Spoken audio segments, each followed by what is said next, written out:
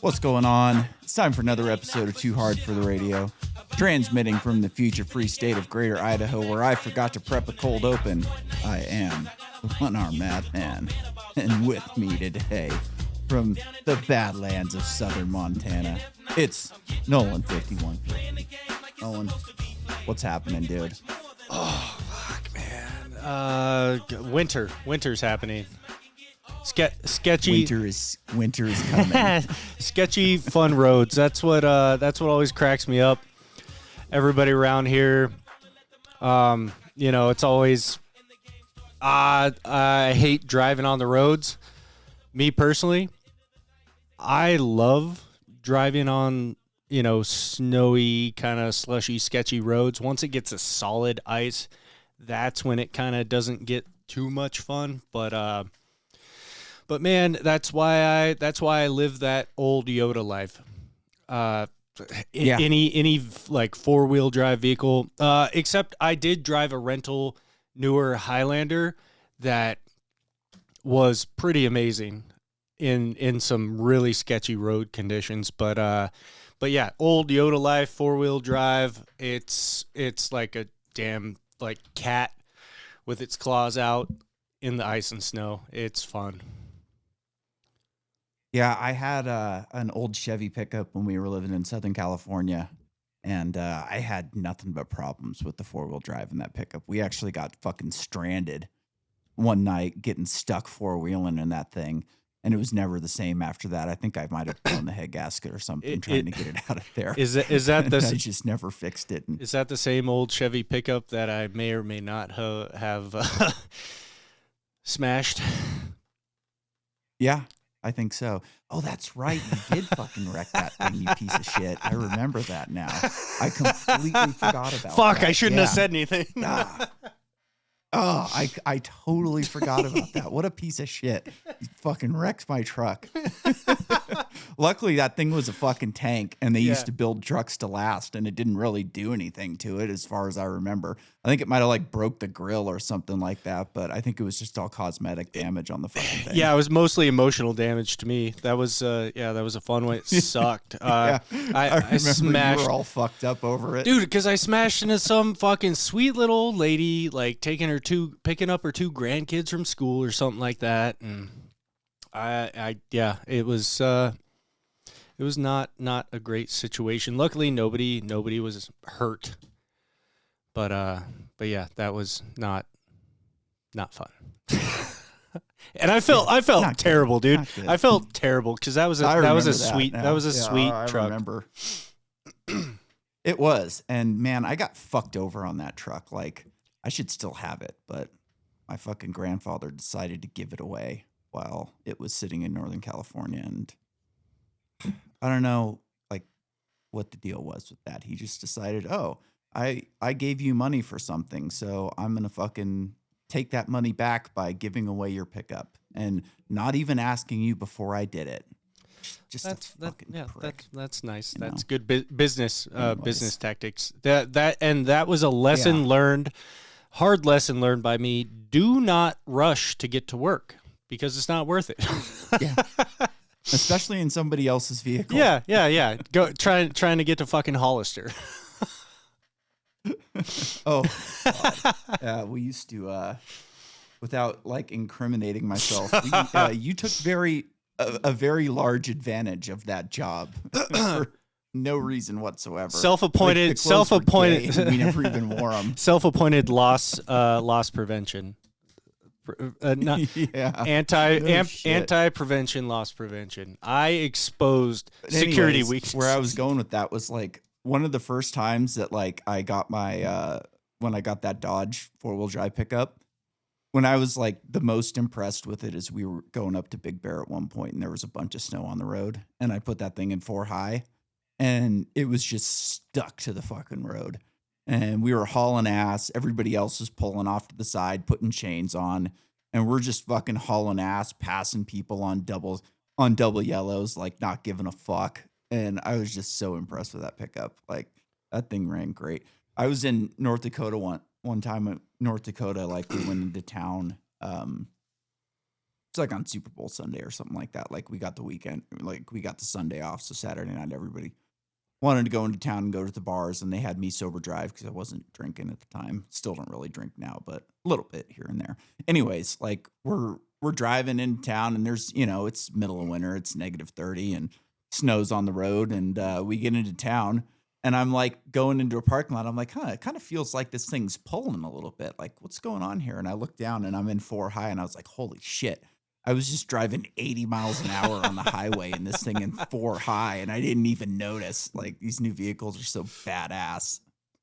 Yeah. That time going to Big Bear snowboarding in your Dodge, was that the time where you like KO'd yourself on that hip?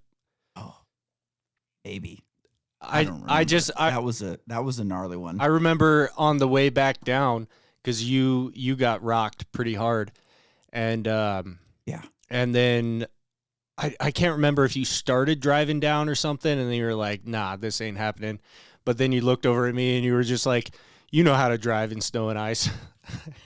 Like, yeah, Nolan's driving. Dude, like the only thing I really remember about that is like I broke my headphones. I hit so hard, like I had headphones on, and they were like over the head like this, and I like broke them. And I remember like fussing with them on the lift, and like I couldn't fucking get them off because I was so fucked up.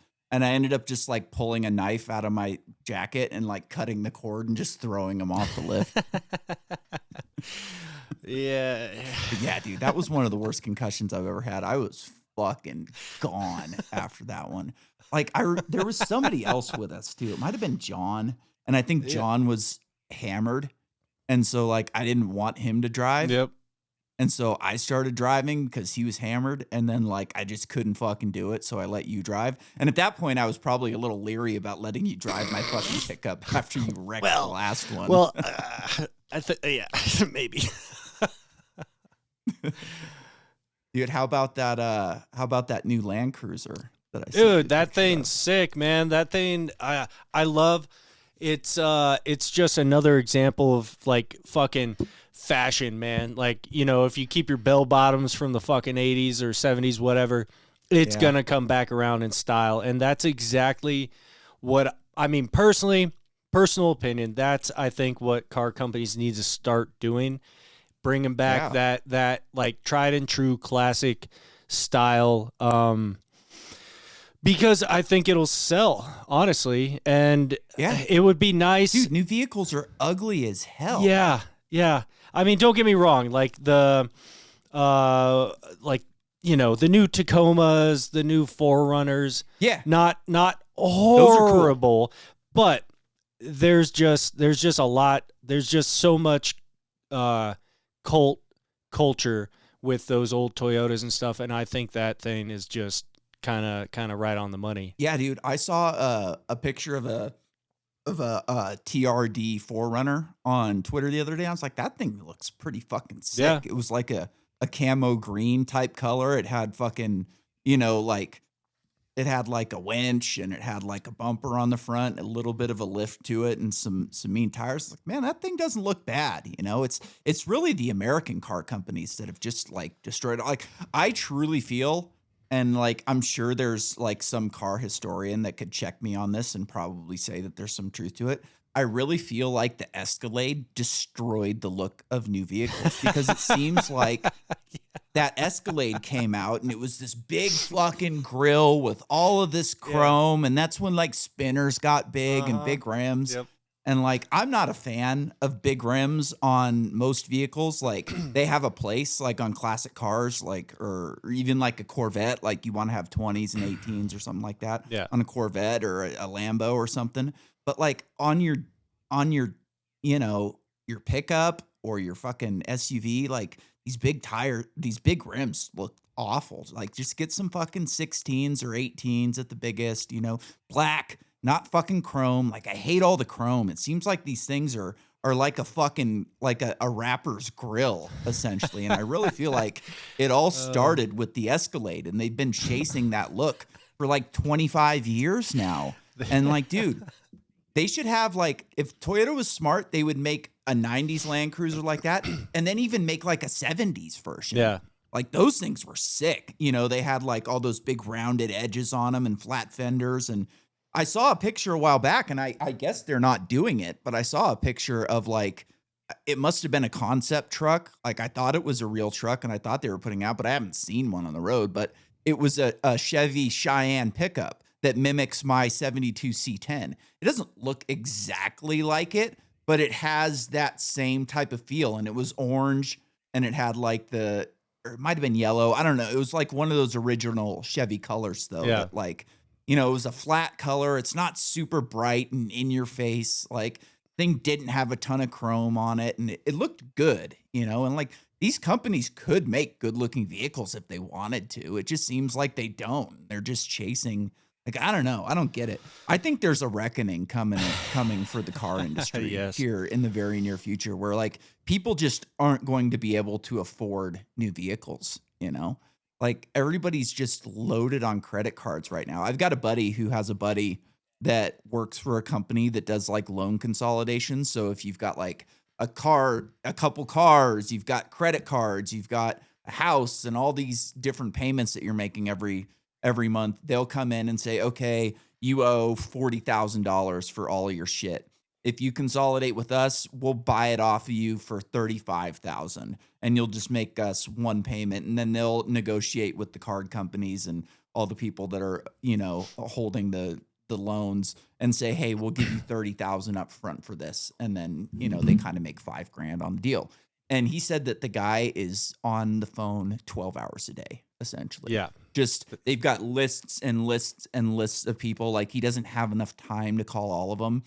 And like essentially he said that like every person that he calls is like all in. Oh yeah, let's do this. Like let's fucking, I want to get on top of my finances. I'm overextended. I can't afford any of this shit. Like let's do this.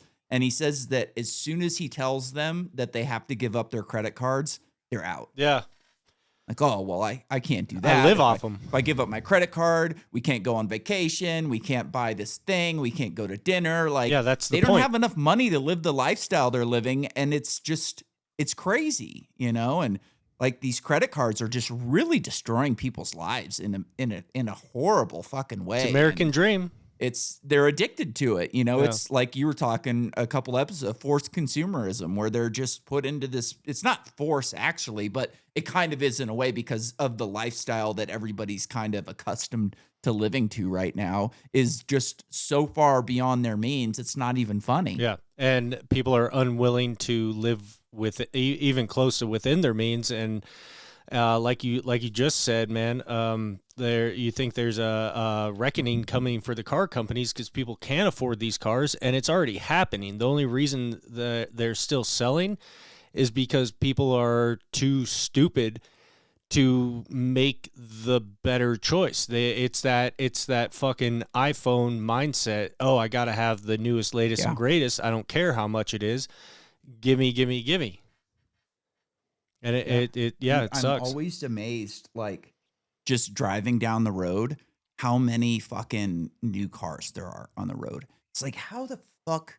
I know these people can't afford this shit. So it's like, how are you doing that? Like, I've got another friend of a friend that him and his wife both owned homes in California, like nice homes. You know, they had decent jobs and they had nice homes, both of them.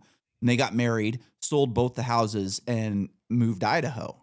And so they like moved here with a very good chunk of money, and they bought a house, and then they bought $140,000 pickup, and they bought dirt bikes, and they bought all this crap, and they were retired essentially. Like they had enough money to where they didn't really have to work as long as they were able to invest and kind of live off the investments. And now they're both working again because they lived beyond their means. They blew their wad. Like I've got family. I don't know if I told you this, but like one of my family members, like the ones that live in Lahaina. Yeah. Their house is gone bought now. a Tacoma and a 4Runner, and yeah. It's crazy. It's fucking crazy. You know, like you don't need two vehicles. Shiny. It's the same vehicle. Shiny. One of them's just got the fucking back on it. It's crazy. They don't go anywhere separately. They live walking distance from the grocery store. Like I don't get it. How are you going to, and what are you going to do? You're going to ship them both over to Hawaii when you move back? Because they're planning on moving back, which I think is stupid, but who am I to say? Yeah. Right. And how much is that going to cost? Pay to ship thousands of dollars to ship them both back over there. Yeah. It's something, man. I don't know that they're even going to have the money to build another house because they're not going to be able to build for as, cheap as they would like to, clearly. And I just think that they're going to overextend them. They're going to Antarctica on vacation. Antarctica, Nolan. They're going to Antarctica. This is not a joke. They are going to Antarctica. You should, in the winter. You should sell them that vacation package and just blindfold them and put them in a walk-in freezer and be like, oh, get a couple penguins. I told him, I was like, dude, you can go to the Boise Zoo and see penguins there. Yeah. You're not going to see shit. They're like, oh, well, the stars are better there than anywhere. I'm like, it's the summer down there. You're not going to see any stars. It's not going to get dark. I went to Alaska. I know how that goes. And this is right after my, uncle. It doesn't matter. They're not listening. They don't listen to the podcast anyway, so who fucking cares? But he's going to Argentina to go to, what's that place called? I don't remember. It's one of the coolest places. It's a fucking beautiful place. I don't remember what it's called. Somewhere in Argentina. But he's going to Argentina, then he's coming back, and they're going to Antarctica. Right back to South America again. Why doesn't he just go from Argentina to Antarctica? More than halfway there. It's beyond me. But it's beyond me. It's fucking beyond me. Back on the vehicle thing real quick. That's one thing I was gonna say with the old Toyota trend. I believe they kind of did it with the newer Broncos, but Toyota should 100% bring back a 4Runner, a 2-door 4Runner with the removable top, like the late 80s 4Runners, like the old Jimmys, Blazers, Broncos. Yeah. There was a Dodge model that had it was a 2-door 4-wheel drive truck with a removable top and everything. Any of those just are some of the coolest vehicles in my opinion, and I think somebody needs to bring it back. My dad had a 72 Blazer. Yeah, my dad had a 72 Blazer when he was younger. Dude, 72. That's the one thing was sick. That's the one that the top, it was convertible all the way up to the windshield. Yep. Yeah. Those things are cool, sick, man. Dude. We used to take that thing out to Fort Bragg. He kind of wrecked it because it was yellow, like the badass yellow. Yeah. And it was like the Cheyenne Blazer. It was top of the line. The thing had cruise control. 72 was fucking cruise control. Yeah, crazy. Right? And he painted it like a metallic blue, which was just an awful fucking color. And he knew it. He knew he fucked it up. He didn't like it either. And he ended up selling that truck or that Blazer to put carpet in our house. I think he got less than 20 grand for it. And those things, dude, you make one decent right now and you can get them 100 grand for them. Yeah. They're worth so much money, Yeah, especially those. Even with my pickup, my pickup right now is sitting in my garage with no engine in it. And I was telling my money guy when I got my money guy, I was like, yeah, I'm going to put a new engine in this truck. He's like, you should just wait, your money will appreciate. And I was like, honestly, dude, this is the most, he didn't know anything about vehicles. I was like, this is the most liquid vehicle you can fucking own. Almost. I could pull this thing into the driveway and not even put a for sale sign on it and have people coming up to my door asking to buy it. And I could probably get 10, 12 grand for it as it sits with no engine in it. But I put a nice engine in it and I'll get 20. Yeah. He was like, oh yeah, you should definitely do that. And I was like, and dude, the thing's going to be worth more every year because these natural short beds are hard to find. Yeah. And that's another thing I was going to bring up. You remember the movie Gamer with Gerard Butler? Yeah. That truck that he pisses in to get started and everything. That truck is kind of exactly what we're talking about, that Land Cruiser that you sent me. It's it's and I looked into it a little bit. They Hollywooded an old square body and just made it look futuristic and stuff. And it's a cool, it's a real vehicle, but it's a really cool concept vehicle that I think, manufacturers should kind of take That's some cool. hints from. I'll have to look that up because I remember the scene of him pissing it, like he drank a lot and then pissed in the vehicle, Yeah. so it would run on alcohol. But I don't remember the car at all. That wasn't a great movie. It was okay. But that guy was a huge actor for a couple years, and then he just went away. Yeah. They moved into production. He did a movie. It was what's that? What's it? Guy Ritchie. He did a movie. It was a Guy Ritchie movie. My video's frozen. It'll come back in a minute. You can hear me, right?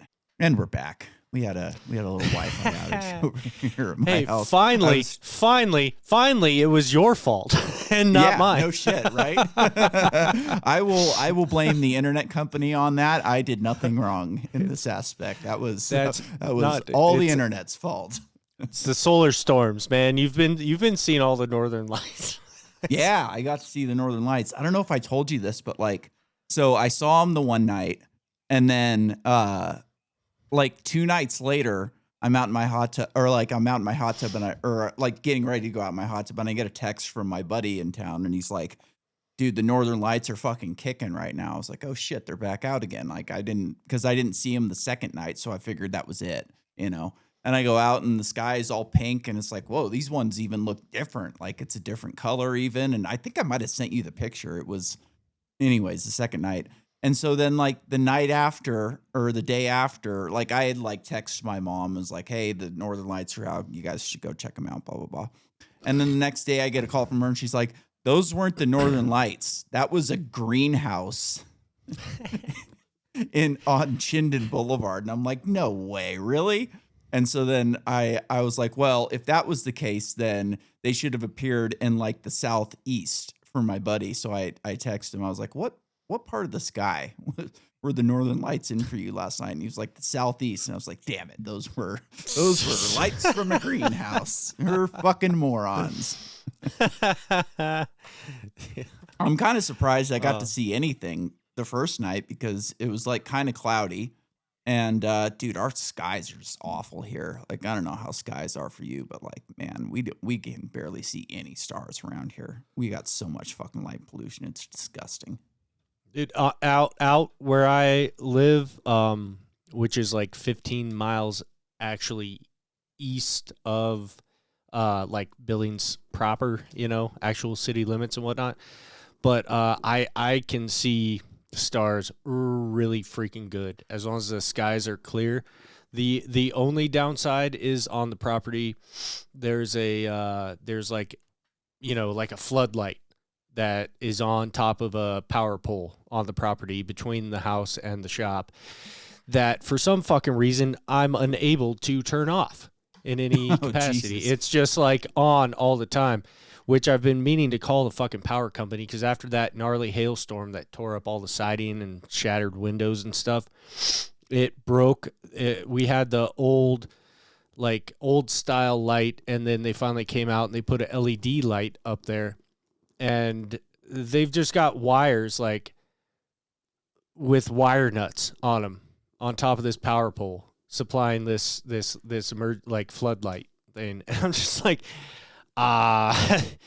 but yeah, anyway, light pollution is relatively minimal besides that light. So it's actually pretty amazing. I spend quite a good amount of time when I'm outside walking back and forth to the shop or whatever. I just stop and then I stare up at the stars and stuff for I don't even know how long.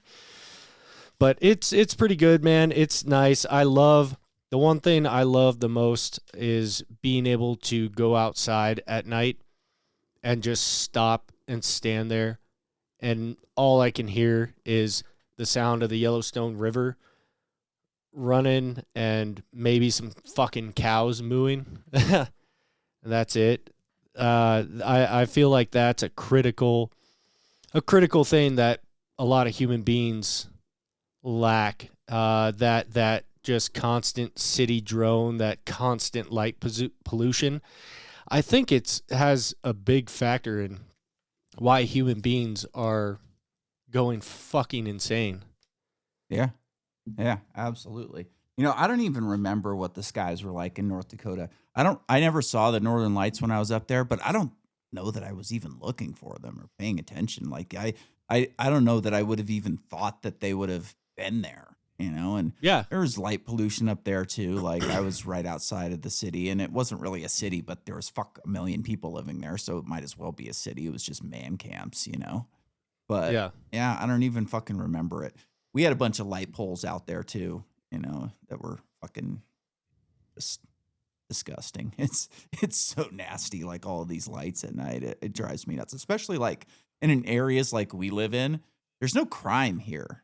Like leave your fucking lights on a motion detector. Like why do these fucking car dealerships and hospitals have to have lights on all the time? Like put them on motion detectors, or put Yeah. hoods on them so they don't shine up into the sky. You know, it'd be so easy for them to just knock it the fuck off, but nobody even thinks about it anymore. It's just one of these things that like I guess people just don't really care about anymore. Fucking concrete jungle, man. It's part of the Yeah. problem, dude. Yeah. I'm reading And a I book right think now. Go ahead. Oh, I was just gonna say, I think where you really fucked up is you were talking shit. You started talking shit on Gerard Butler, and Yeah. Yeah, that's probably what happened.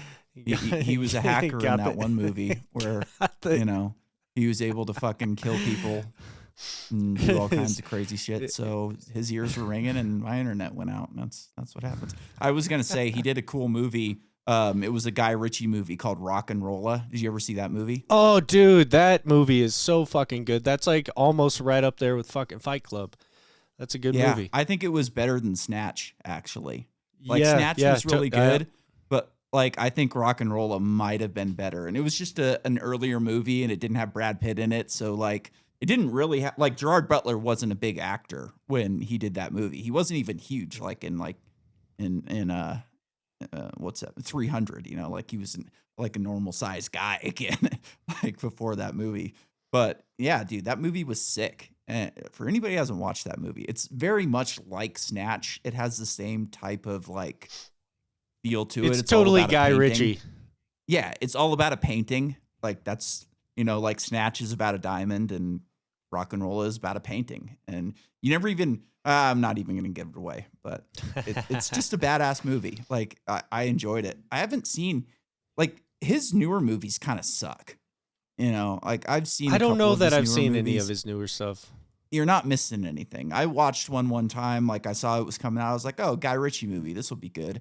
And I watched it. I think he kind of took a shit after like Sherlock Holmes. He went from being like an artistic indie movie maker to like a Hollywood mainstream movies. And like, I don't know. I just wasn't into those Sherlock Holmes movies. Robert Downey Jr., who fucking cares? Like, I don't know. It just wasn't my thing. That's like typical when you have like a hit and you followed up with a sequel and the sequel never fucking lives up to the hype because you're just like trying so hard to recreate that. Which should never pay somebody to make more than one movie. You know, like I mean, if it's that big, you should just throw one out, as a like thank you. I mean, but like kind of the point is like if you pay somebody to make 3 movies about the same subject, hey, we're going to pay you to make 3 Sherlock Holmes movies. You don't really have an incentive to make them that great. Like, sure, you want your career to get better and everything like that, but like you already got paid, you know? I don't know. Dude, that's one of the things that I respect about Will Ferrell. They did do an Anchorman too, but there's like Step Brothers, Talladega Nights, all those hits that he had, just one after another after another. Yeah. That no sequels. Yeah. And honestly, that's old school. Yeah. If it's that good, sometimes you just gotta leave it alone. Go move on to something else. I haven't even watched Happy Gilmore 2 because I don't want to know. Like I've heard enough about it to where I'm not in, you know. One of the worst sequels ever made was probably Joe Dirt 2. Like that was just so unnecessary. Like Joe Dirt was such an awesome movie. Like I've told this story on the podcast before, but like we were at a race one weekend and it rained, so they canceled practice for the day. And we were down in Hollister, and they have like a big outlet mall down there. And so like we went into town and went and shopped at the outlets, had lunch, and then we went to the movie theater just to see a movie, and we didn't know anything that was playing back then. And there was a movie called Joe Dirt that we'd never heard of. And we're like, it's got David Spade in it. It can't be too bad. We'll go and watch it. Never heard of it before.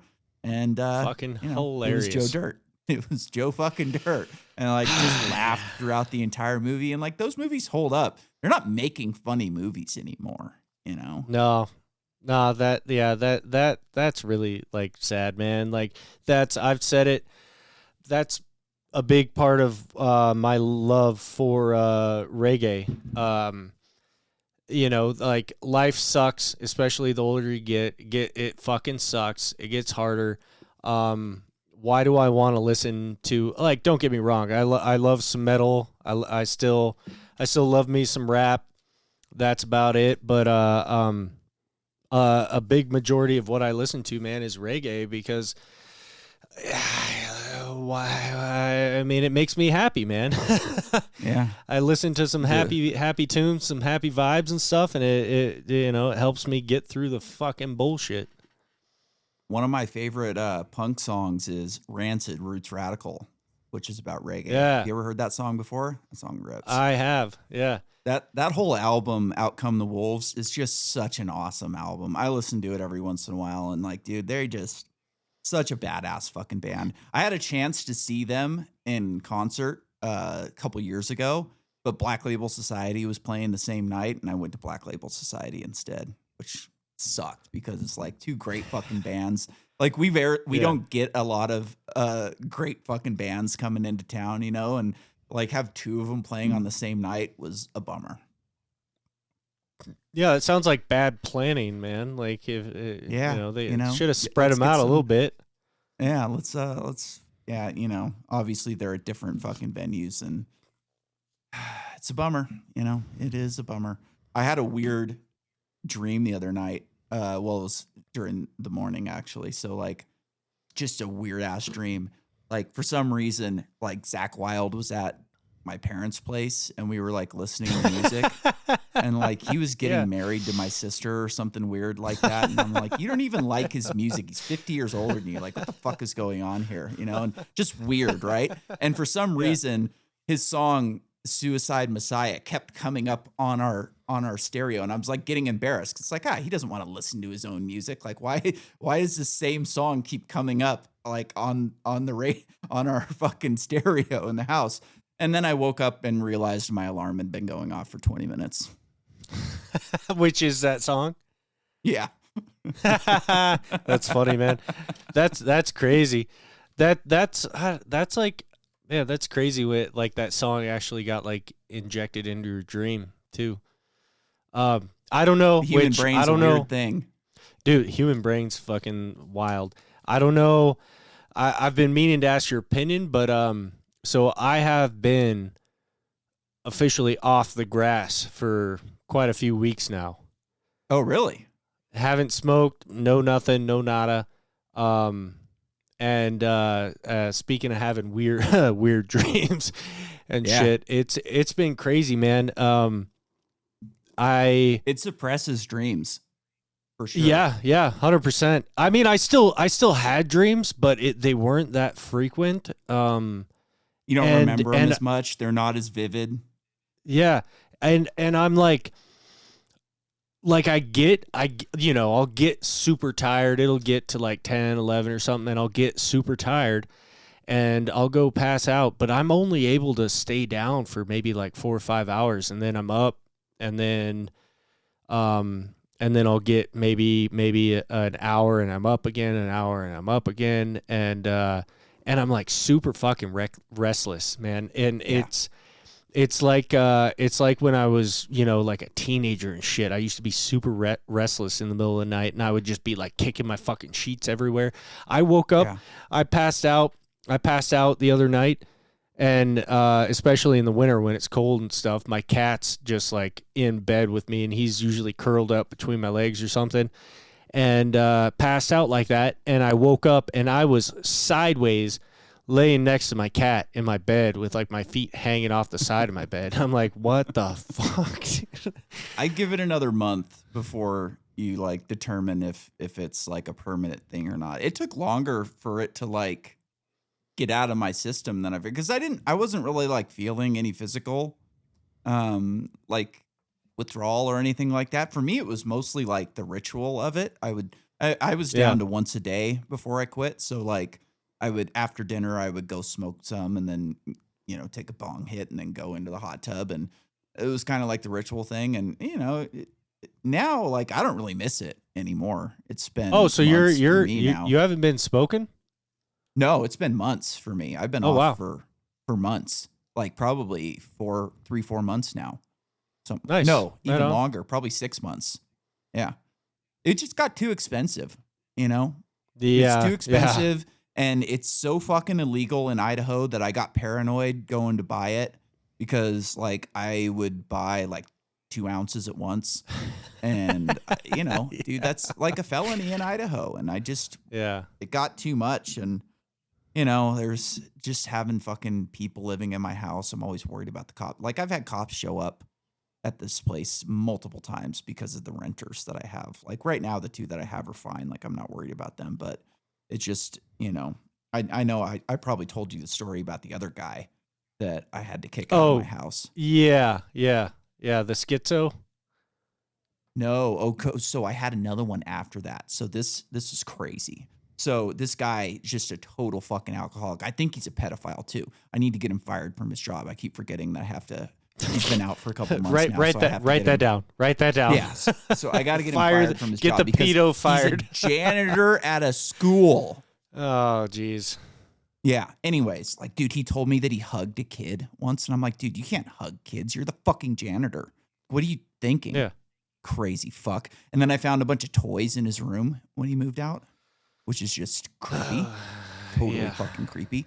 Anyways, so like just a raging alcoholic piece of shit. And so like one weekend he got so fucking hammered that he brought a buddy home from the bar with him. Like they might have been fucking, I have no idea. Like these guys are fucking weirdos. Like he's a pedophile, so I don't put anything in my mind. He's a pedophile, so I don't put anything past this fucking creep. Yeah. And they're so hammered that they can't even walk into the house, and they like fall over. I watch them from my window. And I watched them like fall over and hit their heads on the pavement and then sat in the fucking driveway for an hour eating Taco Bell, just being losers. And so like he brought the guy back again the next day. And so then I was like, all right, I'm going to wait till Monday when he sobers up a little bit while he's like when he comes home from work. I'm going to tell him he can't have this fucking guy over anymore. So I do. I'm like, you can't have this guy over anymore. Like if you have him over again, you're getting a 30 days notice. No questions asked. Like that's just, I'm not, you're allowed to have guests if you ask me, but a guest is not some fucking loser you're bringing home from a bar. Like a guest is somebody that you have from out of town, a girlfriend, like, special Scheduled occasions type of thing. Like not some fucking loser that you met at a bar. And so he agrees. And I have him like sign a piece of paper saying he's not going to do it again. The very next weekend, he does the same exact thing. And I'm fucking fuming at this point when I see the guy come into the house. And I'm like, fuck it. I'm not going to deal with it right now. They're both hammered. Like, I don't want to deal with these fucking losers. I'll just kick the guy out on Monday, And so like an hour later, I'm like doing something in the kitchen and I see this guy go outside. And the door locks. I'm like, all right, he knows how to lock the door from the outside because I have like a code lock. I'm like, that's kind of weird. And then like a half an hour later, he comes back in and uses my tenant's door code. And I fucking flipped. I'm like, you need to get your shit and get the fuck out of my house. You're not welcome here. Like, do not come back. And he like goes into the guy's room and sits down on a chair and is like refusing to leave. He's like, well, this isn't even your house. Your parents own this house. I'm like, no. Like, how the fuck would you know? I've never even talked to you before. Like, what the fuck is wrong with you? And I finally get him out of the house and he's just being a fucking drunk piece of shit. My stuff is inside. And I'm like, Scott can give you your stuff. Like, you're not coming back in the house. I don't fucking care. I don't care what you have in the room. You can get it later, or he can bring it out to you right now, but you're not coming back in my house. And then he comes like up to the door and starts like banging on the door and yelling and screaming. And I walk outside and I kind of get in his face because he's a small guy. Like I could have destroyed this guy with one hand. Like he was so hammered and he was a small guy. Like I wasn't scared of this fucking guy. I was like, you need to get the fuck off my property. If you come inside my house again, I will fucking shoot you. And then he just like lost his mind and was yelling and screaming and causing a scene. And I finally had to call the cops on him to get him out of here, and he's lucky. You should have called the head of your HOA. That's kind of the reason that I called the cops, is because all my neighbors are standing outside watching. I'm like, well, if I don't call the cops right now, I might have a problem with my fucking HOA. And I didn't really know. Like my thought was, my HOA is so corrupt and they hate me so much that they'll pass some fucking rule saying that you can't sublet or something like that, or that you can't rent out rooms. And I looked it up afterwards, and that's illegal. They can't do it without everybody in the subdivision agreeing to it. So I'm safe on that. But well, I'm just saying, maybe call the cops to get him out of here. And luckily for him, I'm not an asshole, and I told the cops not to arrest him just to get him off my property.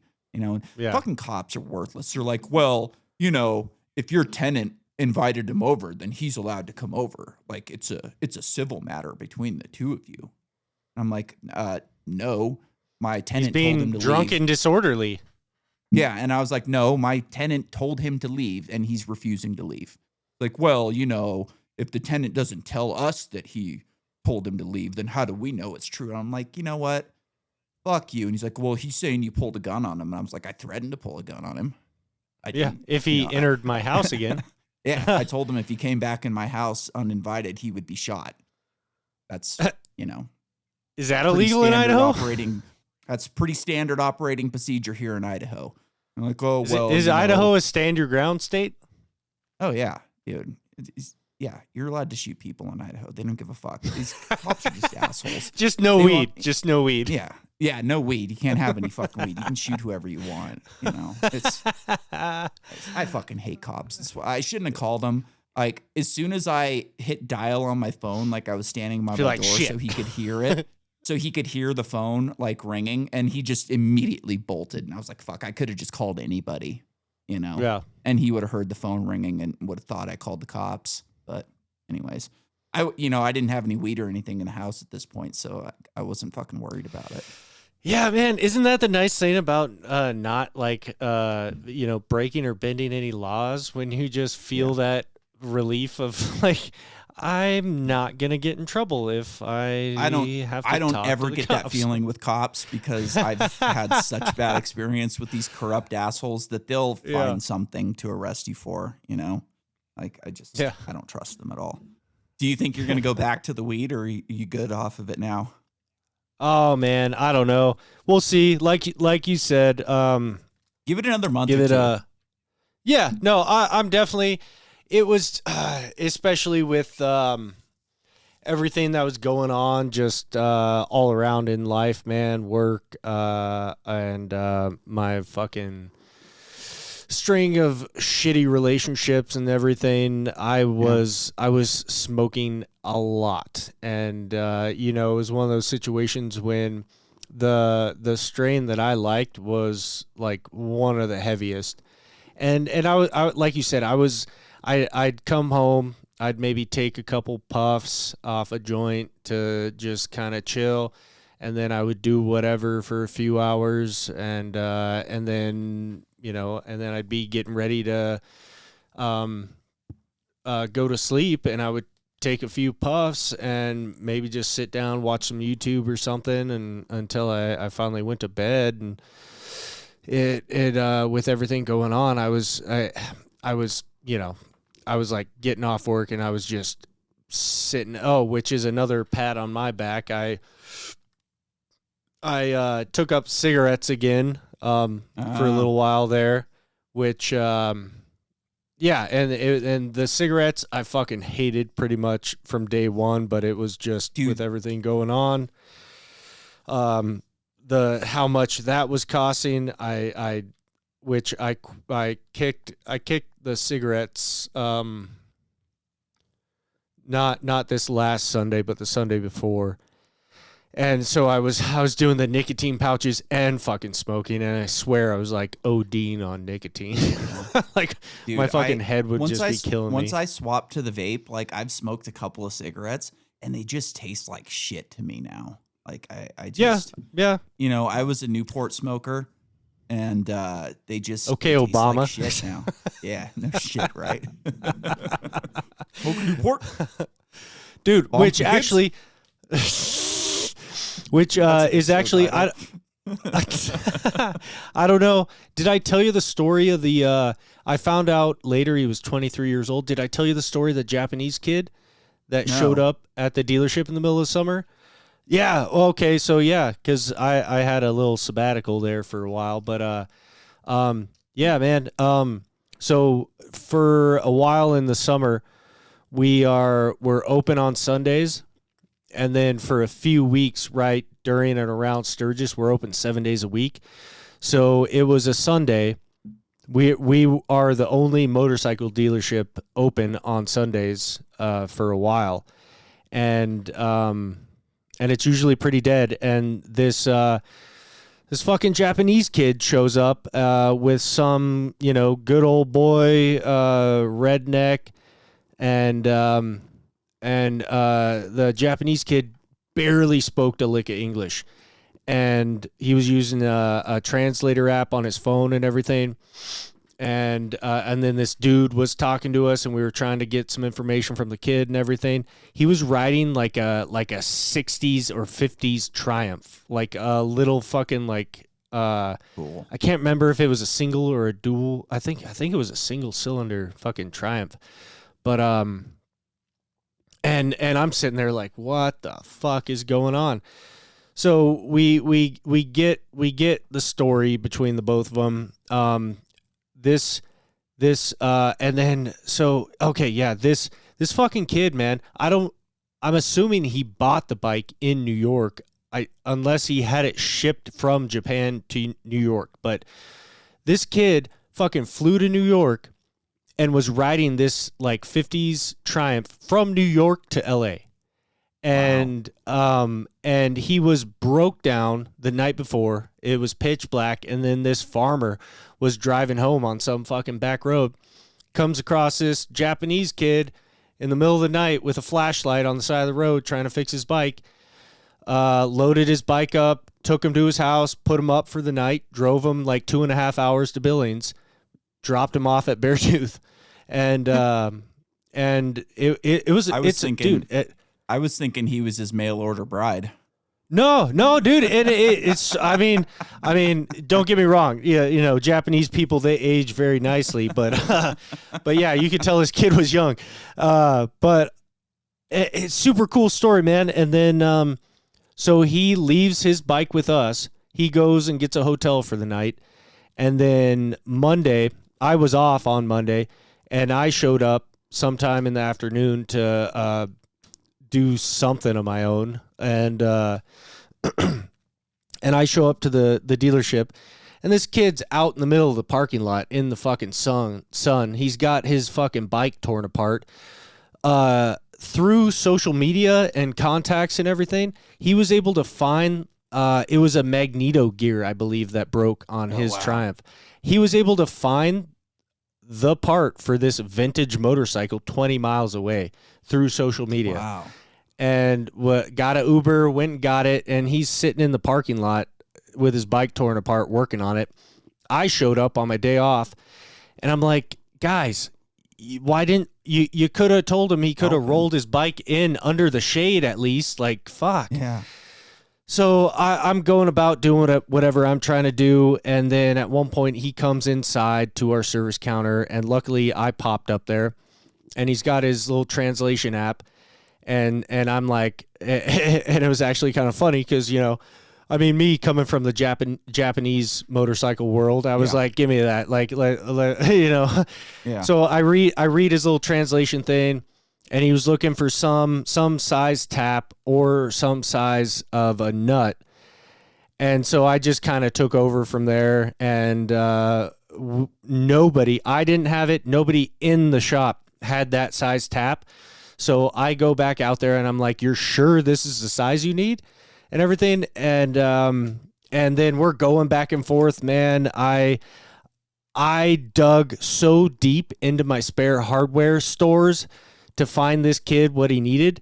But I was running back and forth, bringing him like all this different hardware and everything, trying to get him his pieces and parts that he needed. And then at one point, it's like, it was like, dude, sitting out in the parking lot. And finally, I walked out with a cold bottle of water. I was like, hey, man, are you thirsty? And he was just like, oh, thank you. And typical Japanese culture, he was very thankful. He thanked me probably 1,000 fucking times. I even took him a banana and an apple. I was like, are you hungry? Found out if that was like if he needed that size nut or if he needed that tap or if one or work or whatever. And I was like, if you need this size tap, man, I will go fucking find you this tap. And like, wait here, I'll go find it for you. I don't even care. Like, I'm on a mission now. I'm getting you back on the road.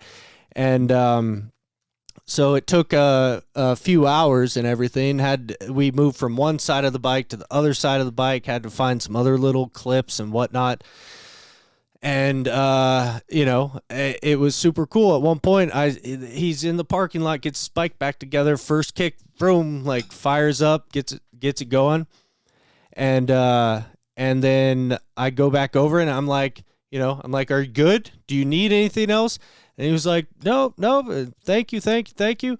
And then he's like, I hadn't been smoking for a while. And he was like, oh, do you smoke? And typical American, I'm like, smoke what? Yeah. And he hands me this pack of Japanese cigarettes. And I was like, he was like, oh, yeah, my friends, they gave me this, blah, blah, blah. And I was like, I can have these? And he's like, yeah, I want to give them to you. And I was like, hell yeah, man, thank you. And then I went and bought him a shop shirt. He was all stoked on that, dude. And then just like he took off on the road. I got his Instagram, but it was super cool. He made a couple posts. He took a picture of the bottle of water and the banana and the apple, and he was like, Harley Davidson people are surprisingly very kind. And I was like, no, you just happened to land in the right spot where you got like a Japanese Harley, dude. Yeah, because the rest of the shop would have told him to get fucked if you. Which is basically what was happening, man. Did. And and the one thing I found super funny, and I told a few people in the shop, I was like, I found it kind of interesting that with all of you motherfuckers, he had to use his translation app, and then he did not use it once with me. Interesting. Yeah. Yeah. But yeah, what it was else a cool story, I man. was gonna say about like smoking pot was like, dude, like once you start saving some money too, like are you familiar with the term opportunity cost? It's an You economic have term. you have given me that definition, and you have used it several times. It's essentially like when you're looking at buying something, it's like, how could this money be better spent on something else, essentially. Yeah. And it takes a while to like reprogram your brain into like, okay, I could spend, because like I know how expensive this shit is. And if you're anything like me, you're a snob and you have to buy the expensive pot. I would rather not smoke than smoke dirt weed, essentially. Like I can't do it. I can't smoke dirt weed. Yeah. So like I have to buy the more expensive shit. I'm an adult. Yeah, exactly. And I know what I'm looking at. Dude, I remember like when we were younger and I didn't know a lot about weed, like before I became a salesman. I'm not gonna say what I used to sell. Like I remember at times when like people would show me weed and they're like, look at all these crystals. Like if you flick it, the crystals fall off. And I'm like, oh, cool. And turns out that was mold, Nolan. That was never crystals. That was always mold. And they were just smoking dirt weed and had no fucking clue. So like, dude, I can't tell you how many times I'll like go into a weed shop and be like, that's moldy, right? And they're like, oh no, that's not mold. And I'm like, yeah, it is, and oh no, you just don't know what you're looking at. And blah, blah, blah. I'm like, okay, whatever, you fucking criminals. You're going to sell people moldy weed and they're charging a shitload of money for moldy weed. And the most likely scenario is like these people don't know what they're looking at either. So they probably bought it not knowing that it was moldy and they're just selling it because they're fucking morons, But yeah, because somebody's got moldy weed and they're like, look at all the crystals. That's THC. Exactly. But so like what I was getting at is like once you start making that money work for you and you take that money and you start investing and seeing some actual gains over time, you go, man, that fucking $200 that I was going to spend on weed could be worth fucking, $400 4 years from now, and Oh yeah, you don't big time, see man. it right away. Like you have to start seeing some progress before it really starts to rewire your brain and you start thinking of things in those terms where like, how could this money be put to better use essentially? And it just takes some fucking time, and you have to like start Yeah. actually seeing some progress. And like, luckily for me, when I started like buying Bitcoin, it was early in the bull market, the last bull cycle. So like I was buying in at like 20, 30 grand and then it's going up and up and up. And it's like, holy shit, like I've doubled my money in the past 6 months. And like, that'll happen for you too. It just takes some time and you got to like get your foot in the door and Yeah. start seeing some fucking progress. And then it just kind of rewires your brain to think of things in a different way. Yeah, don't get me wrong, man. I saw it when I quit cigarettes like towards the beginning of the year. But then, I had a bitch redhead that was soaking up Yeah. that, and now, the way I look at it, essentially, I got a couple bills and things that I gotta clean up, but I'm looking at the beginning of next year being very bright and prosperous. Excellent. And I'm hoping like, dude, if I'm you're hoping a to weed keep on that smoker, trend. if you're listening to this show and you're single and you're a weed smoker, never date a chick that smokes weed because immediately you're going to be buying all of the fucking weed and it just turns into a fucking nightmare. I would rather deal with a chick bitching at me for smoking weed than smoking it with me because now I'm wasting my weed on you. That's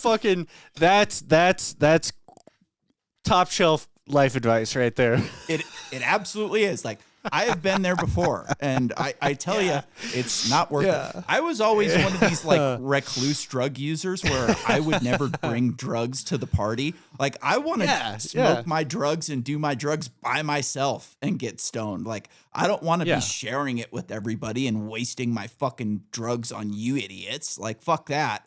Yeah, I don't even fucking know you. Yeah, I'm exactly. like, except for maybe you and your friend. We can go get high real quick. This once. Yeah. 2 puffs, motherfuckers. Don't fuck with me on this. Yeah. I always, whenever we would social, like one of our buddies, I won't say who it is, but he was always big on like social smoking. And I always hated it. I'm like, I don't want to share my fucking weed with you. Like if we're going to be doing bong rips together, I'll smoke mine and you smoke yours. And that's it. Like I always, I like he always wanted to pack these big fucking bowls and pass them around. And I'm like, no. I don't want to take the second or third hit. Like I want all of it. Like I'll pack my own and smoke. And like I used to be able to smoke a lot of weed, me and a buddy. I'll vouch to that. Yeah, I can smoke a lot of weed. They call me the Iron Lung. And dude, like one time I was doing this, like I went on a long trip to sell some stuff. And I came back and like met with the buddy that was helping me sell things. And for some reason, we just started smoking. And I had driven for fucking hours, and he'd been like awake for hours too. And neither one of us was ready to go to sleep because we were kind of amped from the deal. And we just started like smoking bowls. Like I'd smoke one, then he'd smoke one, and then we'd go, well, let's see how much bigger we can do this. So then we got the scale out and we started grinding it up and weighing it on the scale. And we both got to like 2.5 grams. And then we were just like, we got to stop. This is out of control. But we were like packing 2.5 gram bowls and just hammering them down in one fucking hit. Oh, fuck. Yeah, no. He was like the only person I ever met that could smoke as much weed as I could. Like I've never met anybody else that could smoke the kind of weed that I could. Like I can smoke some fucking weed. Oh, fuck. Oh, shit. I have, at this point, like I really have no idea how long we've been recording for. So Well, we think, should be between our first section and this section. I think we're right about an hour. I think it cut out right around I think so 21. too. Somewhere in there. It's close enough. I think. Yeah. At this point, it's close enough. All right, let's get out of here.